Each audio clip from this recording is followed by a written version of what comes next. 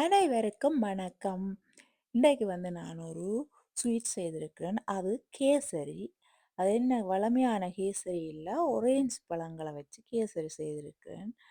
அதுக்காக நான் 4 ஒரேஞ்ச் பழத்தை எடுத்து அதில் ஒரு ஒரு பழத்தில் கொஞ்சம் தோலை சீவி எடுத்து வச்சிருக்கிறேன்.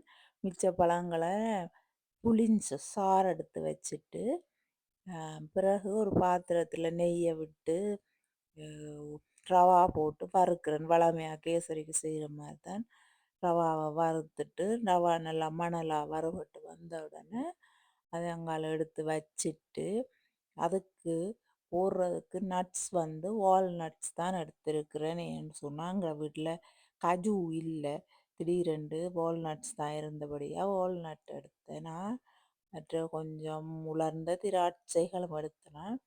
எடுத்து அதையும் நெய்யில் வறுத்து வச்சுட்டு பிறகு ஒரு பாத்திரத்தில் தண்ணியை நல்லா கொதிக்க வச்சு தண்ணி நல்லா கொதித்து வந்தோடனே அதுக்குள்ளே நான் எடுத்து சீவி வச்சிருந்த ஒரேஞ்ச் தோல்களையும் போட்டு பிறகு கொஞ்சம் ஒரேஞ்ச் எசன்ஸ் விடுவேன் வாசனைக்காக.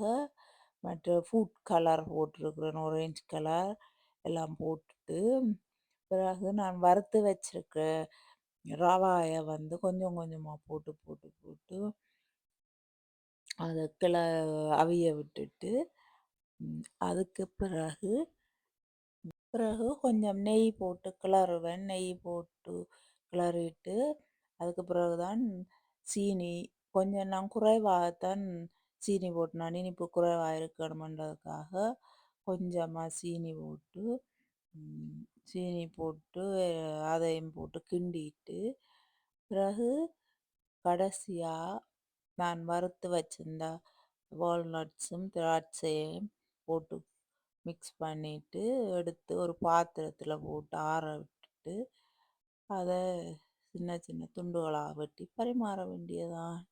அவ்வளவுதான். நன்றி நண்பர்களே. இதை மாதிரி நீங்களும் செய்து சாப்பிடுங்கள், நல்லா இருக்கும். பார்த்ததற்கு மிக்க நன்றி.